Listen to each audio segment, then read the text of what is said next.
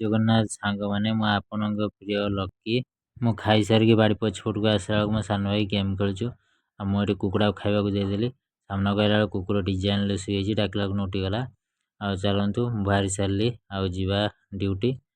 ଦେଖନ୍ତୁ ଏଇ ଚାଲିଲେ, ଆଉ ମୁଁ ଗଲାବେଳକୁ ଦେଖିଲା ବେଳକୁ ସାଇକେଲର ପମ୍ପ ନାହିଁ। ଆଉ ଡ୍ୟୁଟି ପାଇଁ ଚେଞ୍ଜ ହେଇଗଲା, ସାଇକେଲ ରିପେୟାରିଂ କରିବା ପାଇଁ ଗଲି।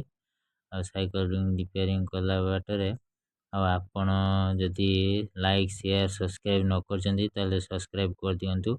ଆଉ କରିଦେଲେ ମୁଁ ଯେଉଁ ଭିଡ଼ିଓ ଛାଡ଼ିବି ଆପଣଙ୍କ ପାଖରେ ପ୍ରଥମେ ପହଞ୍ଚିବ। ଆଉ ଚାଲନ୍ତୁ ସାଇକେଲ ଦୋକାନ ପହଞ୍ଚିଗଲା। ଆଉ ସାଇକେଲ ବାଲା କହିଲା ଆଉ ସେ ସାଇଡ଼୍କି ସାଇକେଲ ରଖିଦେଇକି ସେଠି ମୁଁ କରିଦେମି। ତାପରେ ମୁଁ ବସିଗଲି ଟେବୁଲ୍ ଉପରେ, ବସିଗଲି। ତାର ଗୋଟେ ଛୋଟିଆ ବେଞ୍ଚ ପଡ଼ିଥିଲା, ମୁଁ ବସିଗଲି। ବସିଗଲା ପରେ ସାଇକେଲ ଦୋକାନ ଆସିଲା, ଆସିକି ମୋ ସାଇକେଲଟାକୁ ରାସ୍ତା ଉପରେ ଶୋଇଦେଲା ନା, ଶୋଇ ଦେଇକି ତା ଟାୟାର ଚକା ଖୋଲିକି କାଟି କୁଟା ପକେଇଲା। କାଟିକି ଅଠା ମଠା ମାରିଦେଇକି ନଖରୁ ପୁରିଦେଲା।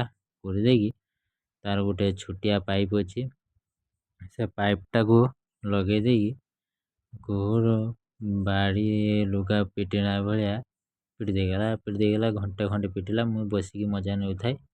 ଆଉ ତାର ପିଟି ପୁଟା ସାରିକି ତାର କାମ ସରିଗଲା, ରଖିଦେଇକି ଚକା ଭିତରେ ଟିଉଟାକୁ ପୁରେଇ ଦେଲା। ମୁଁ ଘରକୁ ଆସିକି ଦେଖେ ତ 2 ଜଣ କୁକୁଡ଼ା କଥାବାର୍ତ୍ତା ହେଉଛନ୍ତି। ମୋତେ ଦେଖିକି ସେମାନେ 2 ଜଣ ଅଲଗା ହେଇଗଲେ। ମୁଁ ମୋର କାଠ ଚିରିତେ ପଳେଇ ଆସିଲି। କାଠ ଚିରିକି ଥକିଗଲି। ଆଉ ଥକିଗଲା ପରେ ମୁଁ ତାର କହିଲି ଯାଉଛି ଯିବି ଚେୟାର ଉପରେ ଟିକେ ରେଷ୍ଟ କରିବି। ମୋ ଚେୟାର ରେଷ୍ଟ କଲି। ଆଉ ରେଷ୍ଟ କରିବା ସମୟରେ ଯେଉଁମାନେ ଲାଇକ୍ ସେୟାର ସବସ୍କ୍ରାଇବ୍ ନ କରିଛନ୍ତି ସବସ୍କ୍ରାଇବ୍ କରିଦିଅନ୍ତୁ। ଆଉ ରହିଲି, ଜୟ ଜଗନ୍ନାଥ।